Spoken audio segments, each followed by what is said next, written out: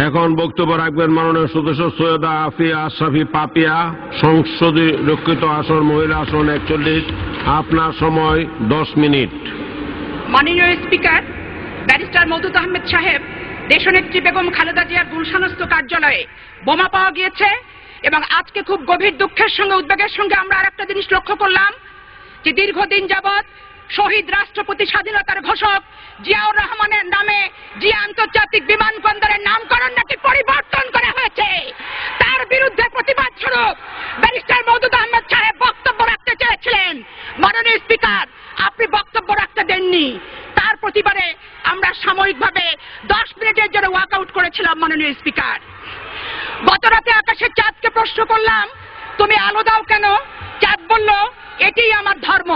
নদীকে প্রশ্ন করলাম, তুমি বহমান কেন? নদী বলল, এটাই আমার ধর্ম। আজকে সরকারি দলের সমস্ত সদস্যবৃন্দদের প্রশ্ন করতে চাই, কথায় কথায় বিএনপির বিরুদ্ধে বিষোদাগার করেন কেন? নিশ্চয়ই মুচকি হেসে চিৎকার দিয়ে বলবেন, বিএনপির বিরোধিতা করাই হচ্ছে আওয়ামী লীগের একমাত্র ধর্ম। সম্মানিত স্পিকার, দিন বদলের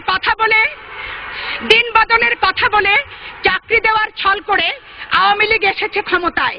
জনগণ ভাবে এখন আওয়ামী লীগ যাবে কখন, পড়েছে কোন জালিমের মাননীয় সদস্য, আমারও একটা ধর্ম আছে। মাননীয় সদস্য, আমারও একটা ধর্ম আছে, কিন্তু এই মাইকে বলতে পারতেছি না। আপনার সৃজনশীল ধর্মের জন্য আমার পক্ষ থেকে অসংখ্য ধন্যবাদ। মাননীয় স্পিকার, আমাকে রাষ্ট্রপতির বক্তব্য দিতে দেওয়ার জন্য মাননীয় স্পিকারের প্রতি আমি কৃতজ্ঞতা জ্ঞাপন করছি।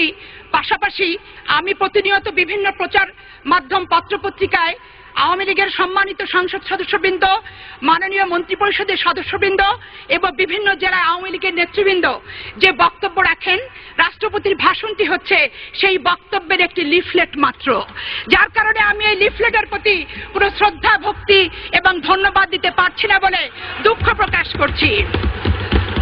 আওয়ামী লীগের নির্বাচনী ইস্তেহারে একটি বারের জন্য বলেনি যে ষড়যন্ত্রের মাধ্যমে ক্ষমতায় এসে 72 স্টাইলে তারা দেশ শাসন করবে। তারা একটি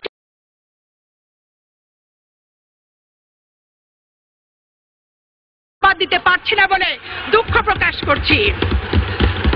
আওয়ামী লীগের নির্বাচনী ইস্তেহারে একটি বারের জন্য বলেনি যে ষড়যন্ত্রের মাধ্যমে ক্ষমতায় এসে 72 স্টাইলে তারা দেশ শাসন করবে। তারা একটি বারের জন্য বলেনি যে বাংলাদেশের রাষ্ট্রীয় ক্ষমতায় এসে বাংলাদেশকে ভারতের করদ রাজ্যে পরিণত করবে। তারা কিন্তু একটিবারও বলেনি মাননীয় স্পিকার যে তারা বাংলাদেশের সন্ত্রাস, টেন্ডার, চাঁদাবাজ, শিক্ষা প্রতিষ্ঠানে ভর্তি বাণিজ্য, নামকরণ পরিবর্তন, সর্বোপরি শহীদ রাষ্ট্রপতি জিয়াউর রহমানের মাজার নিয়ে তারা ষড়যন্ত্র করবে, তাদের নির্বাচনী ইস্তেহারে কোথাও কিন্তু লেখা ছিল না। মাননীয় স্পিকার, আজকে আমি একটি প্রশ্ন করতে চাই। লগি বৈঠার আন্দোলনের ফসল তত্ত্বাবধায়ক সরকার যেদিন শপথ গ্রহণ অনুষ্ঠানে গিয়েছিলেন, সেদিন বাংলাদেশের রেডিও টেলিভিশনের মাধ্যমে 15 কোটি মানুষ সেদিন দেখেছিল লাল পেড়ে বেনারসি শাড়ি পরে, গলায় মুক্তোর মালা দিয়ে, মুচকি হেসে দলের নেতাদের দলীয় পোশাক পরিয়ে সেদিন অভিনন্দন জানাতে গিয়েছিল কোন দলের নেত্রী। শুধু তাই নয় মাননীয় স্পিকার, বিদেশে যাওয়ার সময় যে আন্তর্জাতিক বিমানবন্দরে উনি বলেছিলেন যে আমি যদি ক্ষমতায় আসি তত্ত্বাবধায়ক সরকারের সমস্ত কর্মকাণ্ডকে বৈধতা দেব। সবচেয়ে বাস্তব কথা হচ্ছে আমার নেত্রী, দেশনেত্রী বেগম খালেদা জিয়া সেদিন শপথ গ্রহণ অনুষ্ঠানে কিন্তু যায় নাই, যার খেসারত আজকের দিন পর্যন্ত তাকে দিতে হচ্ছে। মাননীয় স্পিকার, আজকে তার 2 কলিজার টুকরা সন্তান পিতাহারা সন্তানকে নির্বাসনে দিয়েছে বর্তমান সরকার। শুধু শপথ গ্রহণ অনুষ্ঠানে না যাওয়ার কারণে দেশনেত্রী বেগম খালেদা জিয়াকে ক্যান্টনমেন্টের বাসায় নিঃসঙ্গ জীবন যাপন করতে হচ্ছে। মাননীয় স্পিকার, 72 স্টাইলে নির্বাচন উপহার দেব বারবার বলেছিলেন তত্ত্বাবধায়ক সরকার।